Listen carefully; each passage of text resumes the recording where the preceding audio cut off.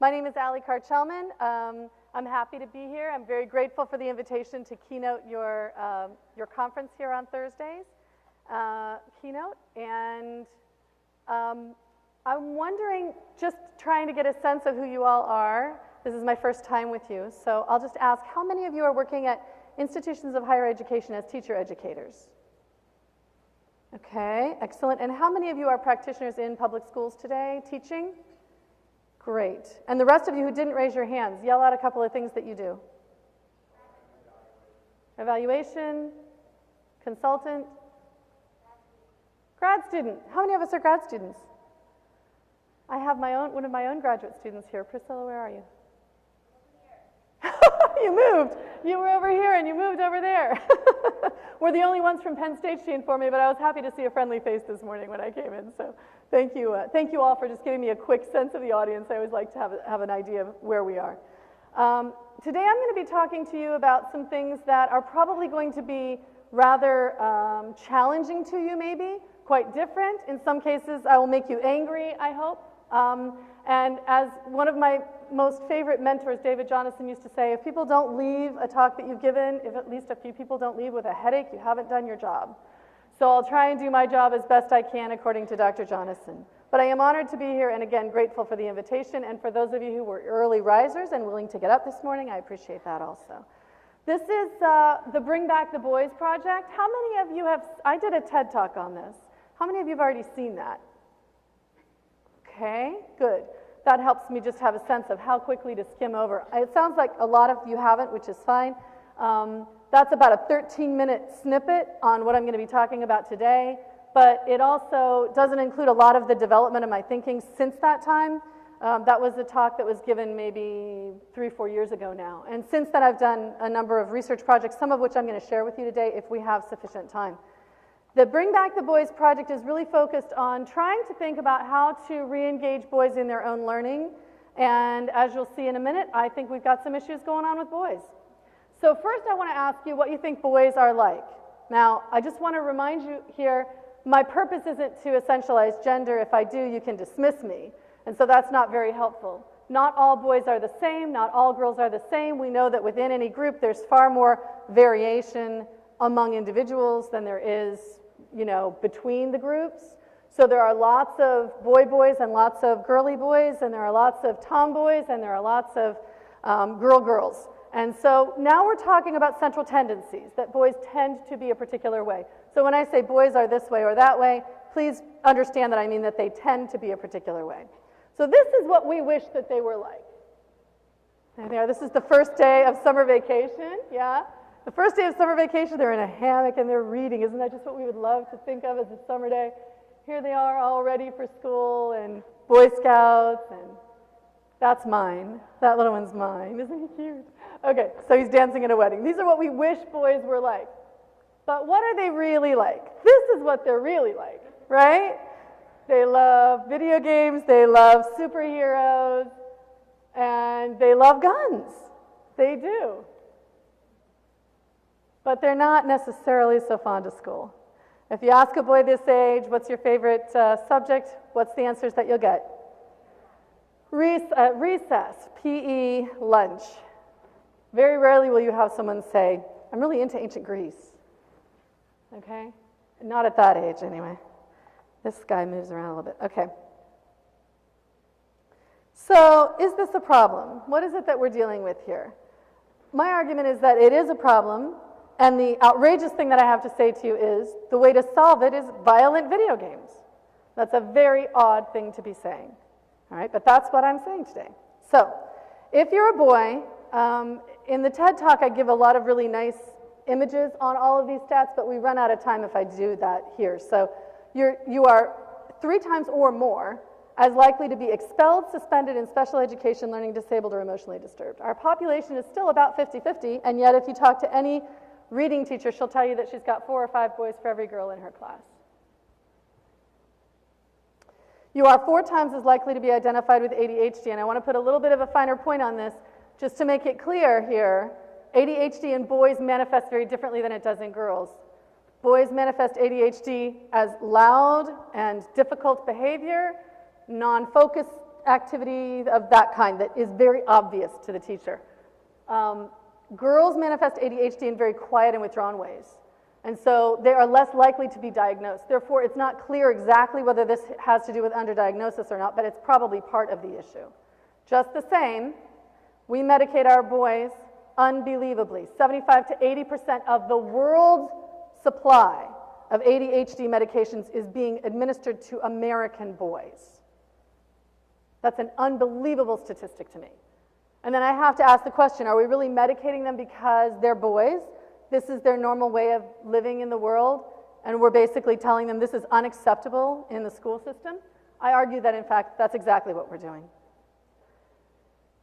All right. Those of you who are into Pisa tests, they're very problematic, I find, because Pisa tests, these are international, everybody familiar with Pisa tests? International global examinations that are given, and this is how we get the BP advertisement that says, that has little bubbles and it shows where the United States is, and it's always lower than we want it to be. But those tests are very problematic for a variety of reasons. Nevertheless, there's this interesting comparative thing that we can do over time with Pisa tests. And what's interesting is that always boys have lagged behind girls in reading, language arts, literature, English, language skills of all kinds, right? And girls have always lagged behind in math and science until now. The first administration of the Pisa tests, which showed globally girls were outpacing boys in every subject: math, science, technology, reading, language, literacy, everything, in almost every country where girls have adequate access to education. Don't get me wrong, we are not out of the woods as far as women and girls, equality, issues around access to education are enormous in certain developing countries. We cannot ignore that. And yet, for the first time in our history, globally, we have a clear problem in which girls are outpacing boys in every subject in almost every country. Within higher education, we have this rather unbelievable chart, right? That little X shows the number of people earning degrees. That's not admitted, but earning, all right? About 60% of undergraduate degrees this year will go to women. The nexus of the X, I'm not sure what that term is 1983, just to give you a sense.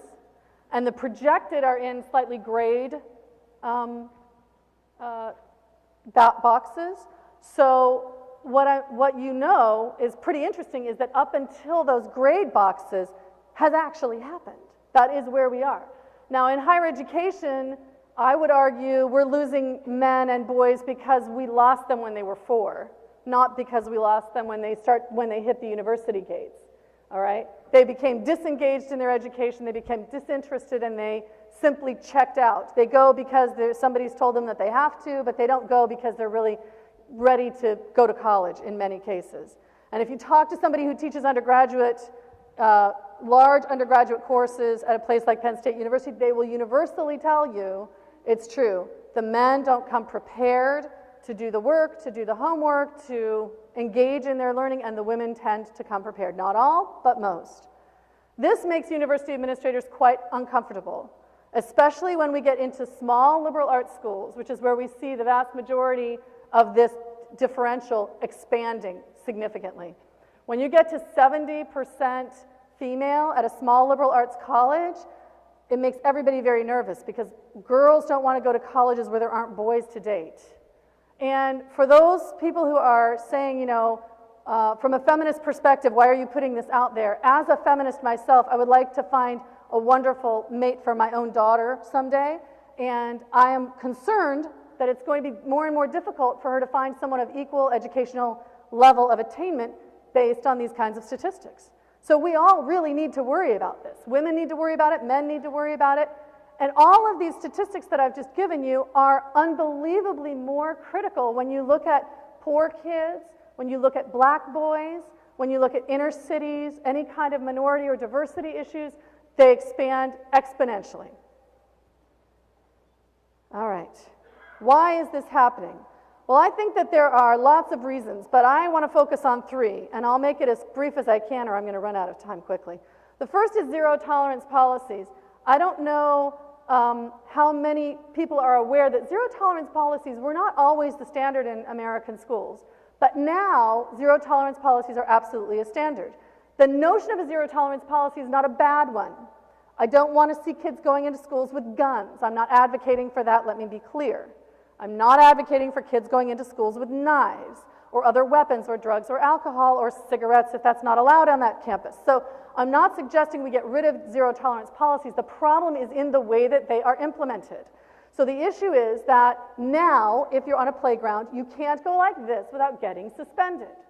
You cannot have roughhousing on the playground anymore if you're a young boy without having a conversation with the school psychologist. You cannot write a story that might be very interesting to you but has a lot of violence in it without someone saying that there's something wrong and we better pay attention to this, especially in the elementary schools where we see this. So zero tolerance policies, I believe, are a cultural phenomenon that communicate to young boys that they don't belong in schools. Not in the presence of the policy, but the way it's lived out. Everybody is already aware of this. Everyone in this room is already aware that the curriculum has compressed significantly. What we went through as kindergartners is not what kindergartners are going through today. Much more testing, much more rigorous standards. We're asking them to read significant amounts of text by the end of kindergarten. If they're not able to write their name by the time they're 3 in a preschool program, they're flagged as developmentally disabled. Or developmentally delayed, excuse me. This is not developmentally appropriate. And most of us in this room would say, and even teachers, if you ask them, will say, it's not developmentally appropriate to push a young child at 5 years of age to read.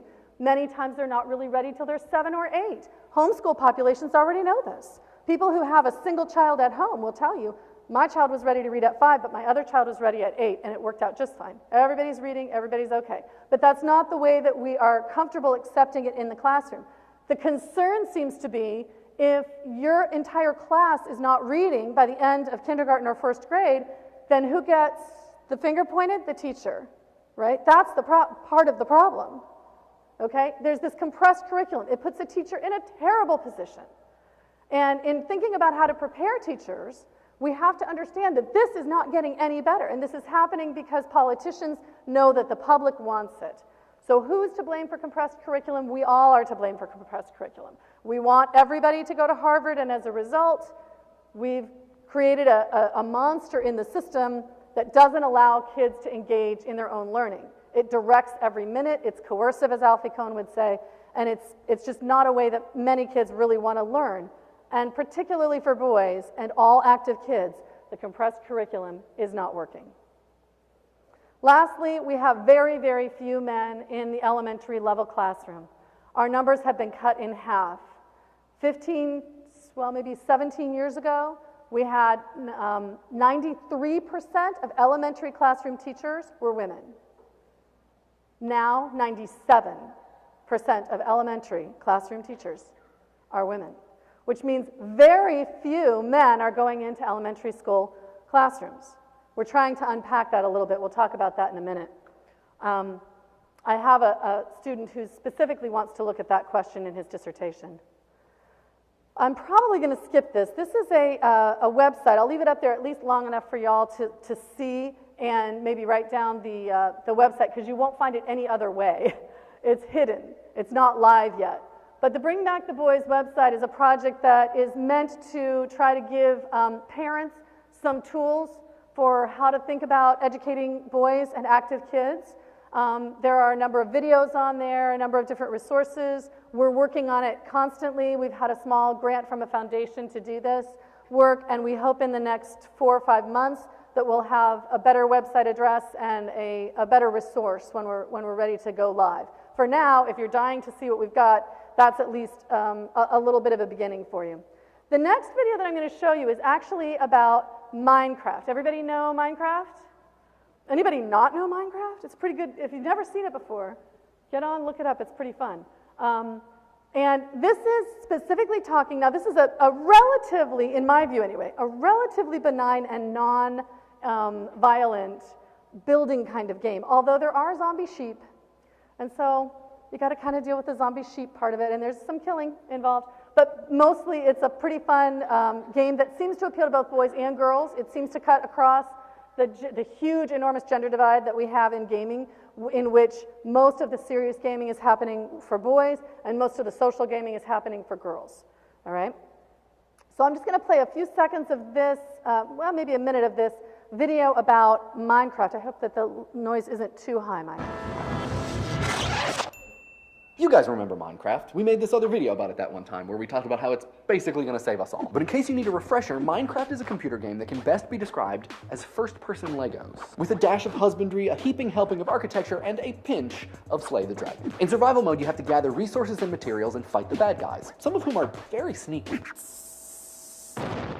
In creative mode, you get to, ready for Nicolas Cage, go nuts.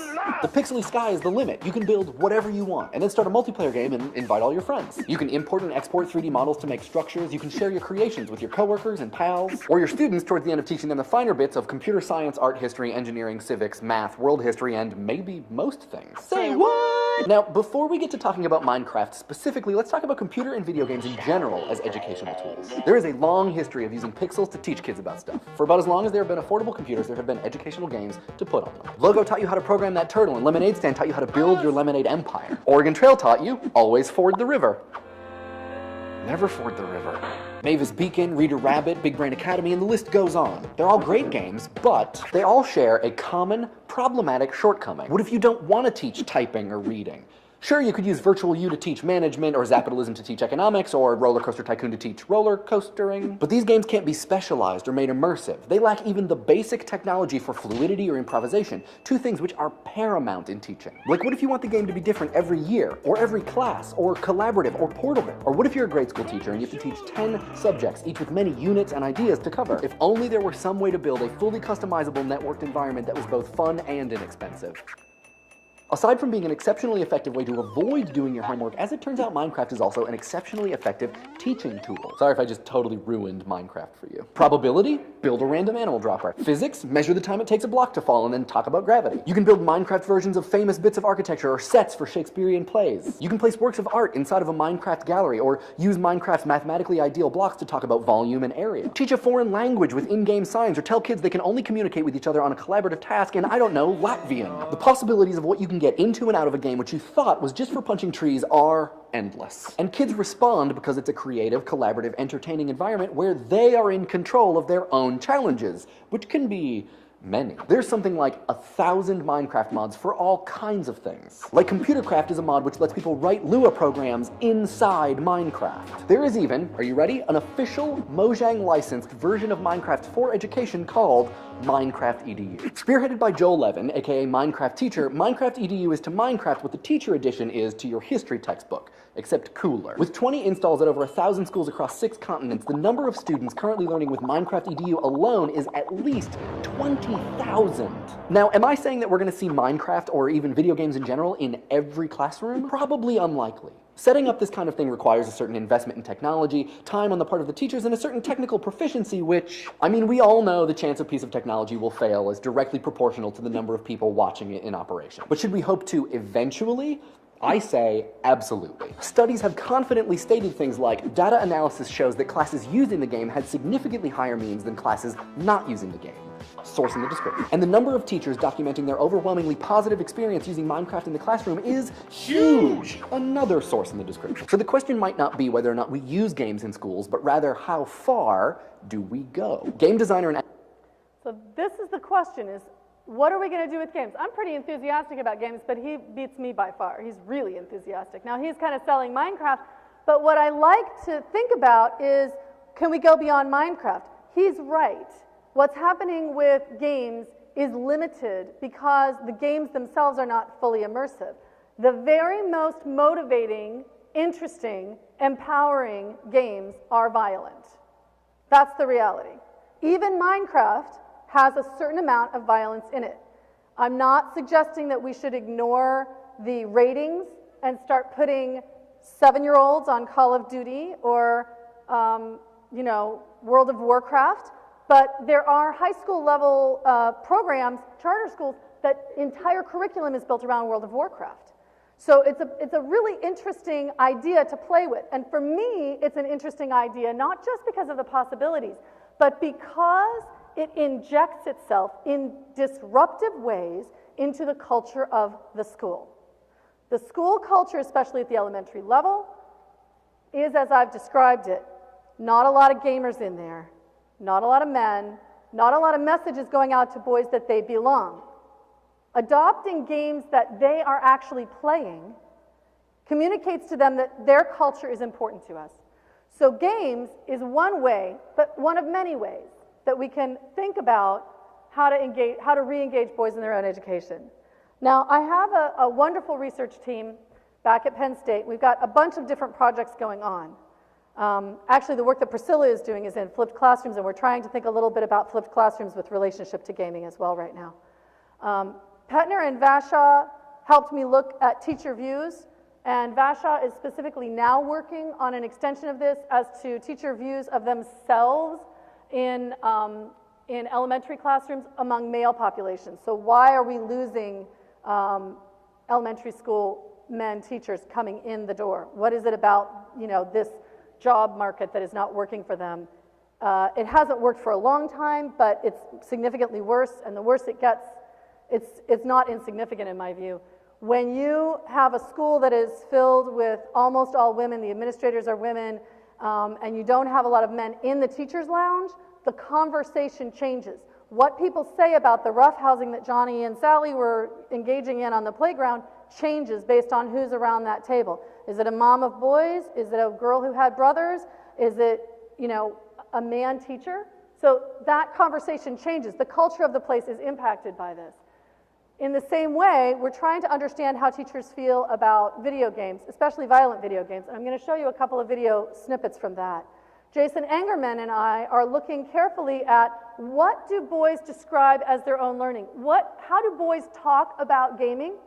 And how do they express that in a way that we can take what they're telling us and map that onto the Common Core standards for off-the-shelf games? OTS is off-the-shelf games.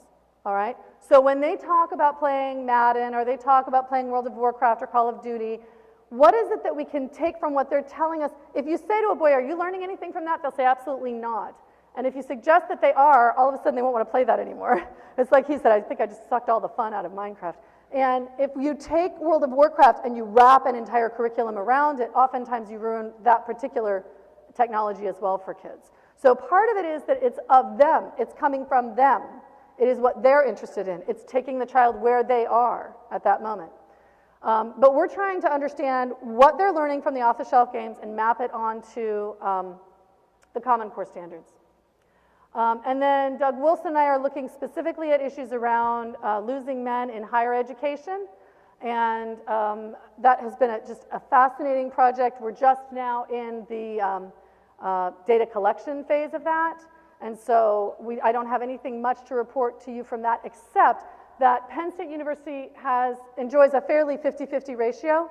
In fact, it's almost exactly 50-50. And part of the reason for that is that we used to be 60% male. So we have a long history of being more male-dominated at Penn State. As a result, right now we're at 50-50. What's interesting is among our failing students, 2/3 of them are male at the university. So we're seeing this same sort of pattern absolutely everywhere.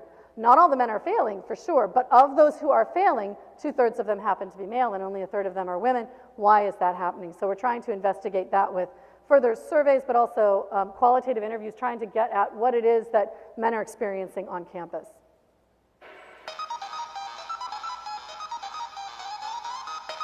This is a video with a number of clips that are raw data that I'm going to be sharing with you from teachers who are talking about their experiences of video gaming in the classroom, their experiences of hearing people talking about video gaming.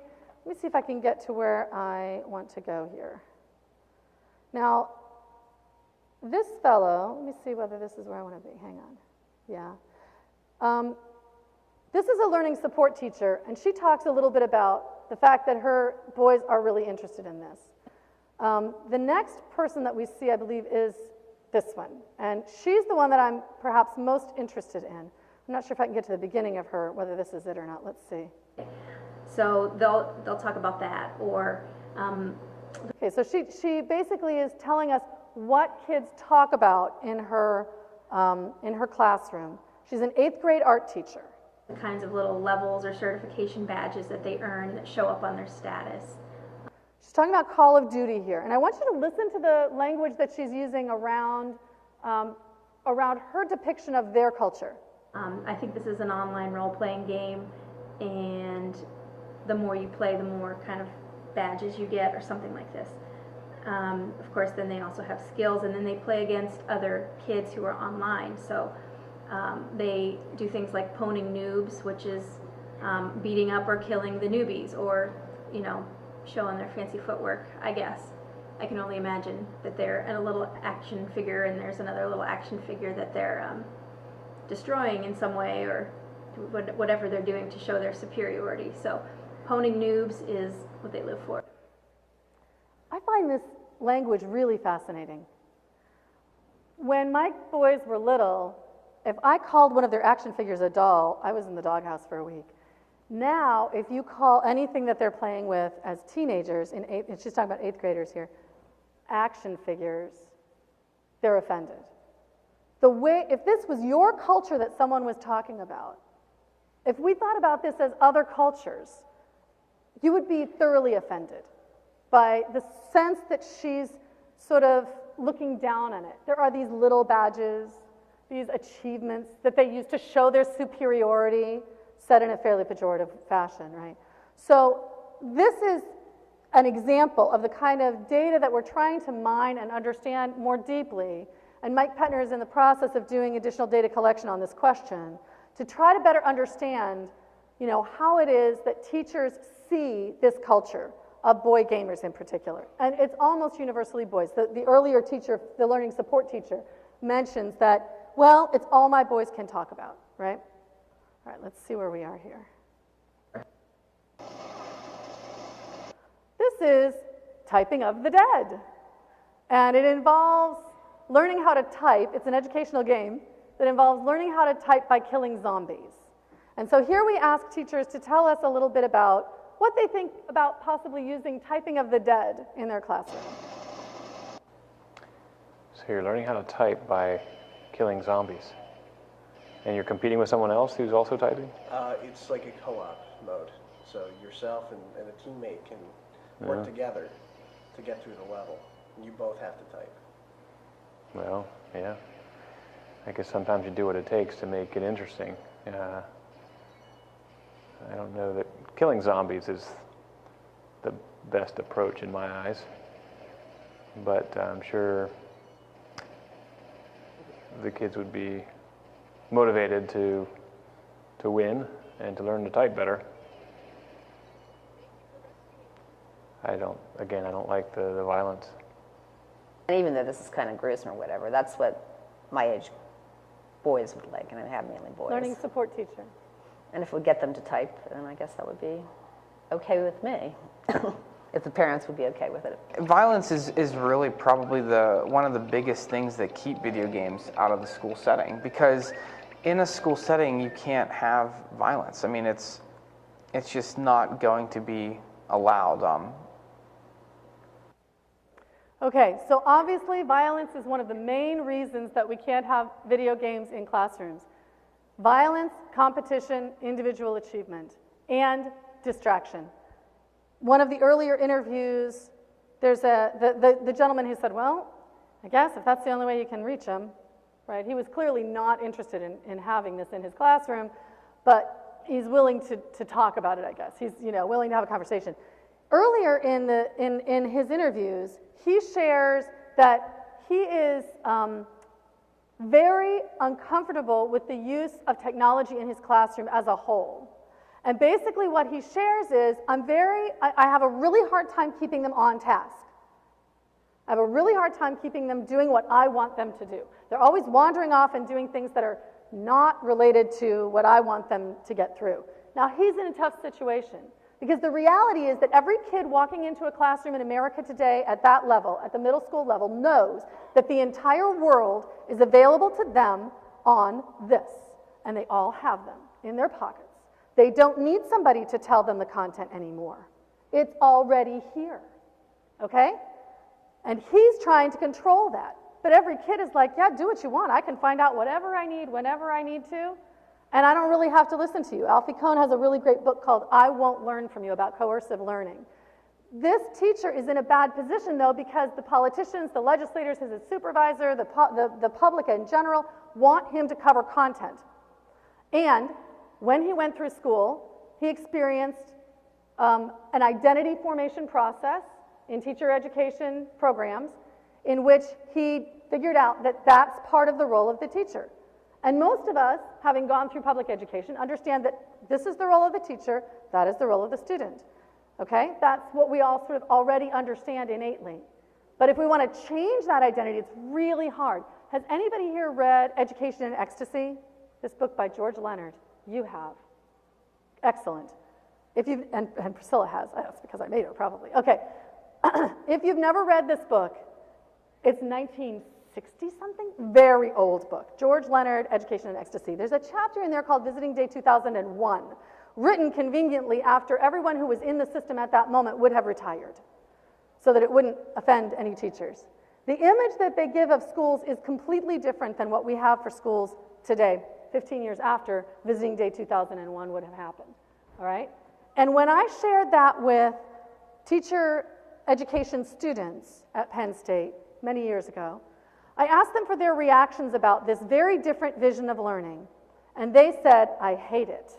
Almost universally. There were a couple of people who said, I really like it. I think they said that because they thought that's what I wanted to hear, but most of them hated this image. Why? We talked to them, we tried to understand better why they hated it. They said, where am I? As a teacher, where do I belong in a system where I don't control the content anymore, where the kids are able to get all that content elsewhere? I don't understand who I am anymore. I don't know what my role is. So when we talk about how to integrate innovative technologies like gaming, like cell phones, like mobile learning into classrooms, we have to understand that we are dealing with a significant culture of teacher identity. That's sort of at the core of it, right? Rejecting violence is one of those pieces of that identity. They are the parentis in locum, right? Locus in parentis, whatever it is. I always get it wrong. So they feel that they have to take care of and make sure that these kids are not exposed to undue violence. Probably we do need to pay attention to this. We don't want to have, Call of Duty in second grade classrooms. That's not what I'm advocating for. But I think that we also need to recognize that there is a significant amount of teacher identity in this question. Okay. So, what's the problem with games? Violence, competition, and individual achievement, which are typically not something that we advocate for in our teacher preparation programs or in our schools. Violence, specifically, there's a really wonderful book called Misreading Masculinity from Newkirk, and basically what he says is our problems with violence are very much situated in our imaginations of who is engaging in that violent experience. So, in other words, we have a picture in our mind of boys who play violent video games. We also have a picture in our mind of boys who read Shakespeare. But some of what happens in Shakespeare is very, very violent. And yet we have no problem with boys reading Shakespeare. In fact, we'd be thrilled if our young men wanted to read Shakespeare. So it has less to do with the content, the violent content that's in there, and more to do with our projections of who those people are and what they're capable of doing. The media has done an excellent job of letting everybody know that kids who play violent video games end up Columbine shooters. This is not true. The research does not bear this out at all. In fact, the most recent research that's coming out seems to show things like kids who are in trouble with law, violent video game players and non-violent video game players, this is only a correlation, tend to not return as return offenders, repeat offenders. Interesting. Not what we expect. We would expect violent video game players would be more likely, but they're less likely. Why are they less likely? It's interesting when you listen to the boys talk about this, and maybe we'll get to some of this, they talk about feeling like they can work out their problems. They can deal with the violence there. They feel empowered. They don't feel empowered in schools, but they do feel empowered here. They feel like what they do makes a difference and that it changes the game and they are engaged. Most people recognize the violent fantasy life, violent fantasy play for young boys is a normal developmental stage. For those of you who don't believe that, watch Raising Cain, fantastic PBS video. And again, the evidence on this is very mixed. Most of the evidence that's anti-violent video games is showing, in fact, that we have immediate responses. So they don't follow kids for 10 years and decide that because they played a video game, they likely carried out this violent act. Rather, they watch kids playing violent video games, and then they let them loose in a classroom to see if they tend to be more violent. And the findings there have indicated that, yes, they tend to act out more, not more violent, but more impetuous, less impulse control, things of that sort, immediately after the violent video gaming. About 15, 20 minutes later, all effects disappear. That's what the research seems to show us. Now, I can understand as a teacher that you don't want to live through that 15 or 20 minutes, nor are you really interested in learning all new games. So there's a whole bunch of investments involved in thinking about gaming that is very different from most teachers' experiences. Competition. So one of the things that's true about good violent video games that really engage kids, and especially if you talk to boys and you ask them what games they're playing, they're all competitive. They're all violent, they're all competitive. And in fact, kids like to, boys especially, but all active kids like to engage in competition. And we've moved to a place where we're really about the collaborative classroom, and it's very uncomfortable for some of these boys who are sitting there going, I don't want to work with that kid, he's mean to me. You know, I'm not getting along with him. And then, you know, the teacher says, well, we're all a family. We all get along here. We're a team, we work together. And it's really hard for the boy to figure out, how do I handle this? This isn't the way the world works. This isn't the way everything outside the classroom works. So how do I manage this space? Mostly I withdraw. I disengage. So a level of alienation is what's building there.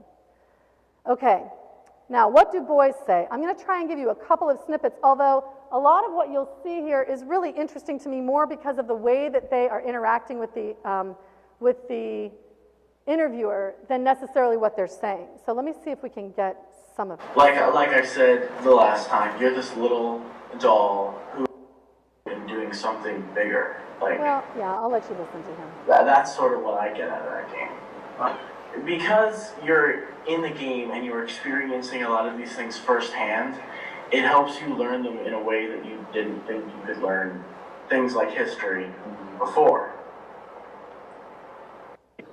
He's like the one that he was just like. History class, do you feel player learning? Yeah, okay, this is the little one I want. is your teacher? And does it makes you like big difference when you go to history class? Do you feel? Yeah, like if you're playing Assassin's Creed, you could relate some of the events to what you're learning in history. So that's really. Is your teacher use any computers and ask you to do online gaming kind of stuff at school? Yes. And then we consider that as educational games. Oh yeah. Yeah. So, do you like that? Yeah. Can you tell me why? Because it helped you get better, like develop that, like player learning. Like if you don't understand something, maybe that like a certain game can help you in that section. Can you give me an example about that? Like fractions, you can go on like you can go on Study Island or Who to Math, and they have games on there that you can do. Let's take another perspective. Now, I find this young man's description, especially of educational games, pretty interesting. Educational games have been one of our biggest failures, in my opinion. And I even had an educational game developer, a person who is involved in educational gaming as like a CEO, say, well, you know what? It really doesn't have to be that good, Allie, because it's better than what they've got. When you're in the prison yard looks pretty good, really, right? So his lack of enthusiasm for educational gaming here and his lack of ability to think about how it's really helping him, I think is pretty illustrative to those of us who say we want to devote a lot of time thinking about educational games and how to create a better educational game. Sometimes you're going to fail on tasks. Now we're going to talk about failure, and I love this piece. He's talking about failure, and He's talking about what it's like to fail in school and what it's like to fail in a game. And he ends on a note that I think we'd all want our kids to feel about failure, right? When we want to build grit, it's about failure, about breaking through that wall. Listen to the way he talks about failure in school. I'm going to pause it in a minute, but it's pretty fascinating to me the way he talks about this. Task at school, right? Yes. And how do you feel about that when you feel at school?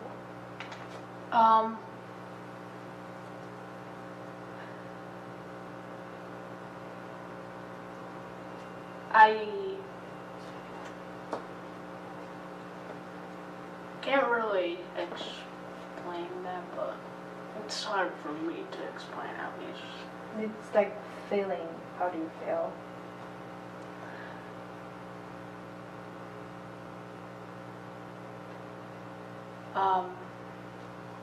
I feel fine about it. I love that moment, right? He knows what she wants to hear, that it's okay, but it's not okay with him. How does he feel when he fails at school? Crappy. I mean, can you just tell? And he wants to say that, but he's not able to express it. He's just a classic little boy. He's not willing to say to us, it makes me feel bad. It makes me feel less than. I've been judged. I'm no good, right? That's what he wants to say, but instead he says, I don't know how to explain it. She pushes him. He says, I guess it's fine. Like, is that the answer that you want? You can almost tell that that's what he's saying, right? Then he talks about failing in games. Fine. You feel fine about that? Okay. Because the reason why I ask you, because you sometimes fail in a game, right? Yeah. And how do you feel when you fail in a game? You'll be good if it's a game that you play online. You lose, but yet you come in first place. You'll have good attitude, positive attitude. You won't have negative attitude. So even you fail, you still have positive attitude. And do you stay these two environments? Do you think they're similar, like failing the games and failing in school? They're not similar because in school you do not want to fail, but in a game it's all right to fail, just not in school. So do you think failing is part of success in the game? Yes. Isn't that exactly what we really want every kid in school to say? Failing is part of success. This is about building grit, right? But failing a math test is not part of success. Failing a math test is a final assessment for them. It's an assessment of them as people, as achieving individuals. It's a really important message that this kid is giving us, in my opinion. He is really pretty alienated. It's interesting to listen to him trying to talk about educational games and trying to talk about his games that he plays all the time. He's right there. He can talk about it. He's articulate. He has no problem. But when he's trying to talk about school, he's really, really struggling. To me, that's the most interesting piece of what he's telling us. The more you learn the hand-eye coordination from the controller. So this guy's talking a little bit about eye-hand coordination. I think it's the next video, I believe, that I need to go to hear the college student reflecting on his experiences. He's a good deal more articulate, but also has some pretty interesting things to tell us. We can get it to go. The King of the Gods. And what he does is he's like the... I was doing it with, Okay. games. You just gotta walk away sometimes.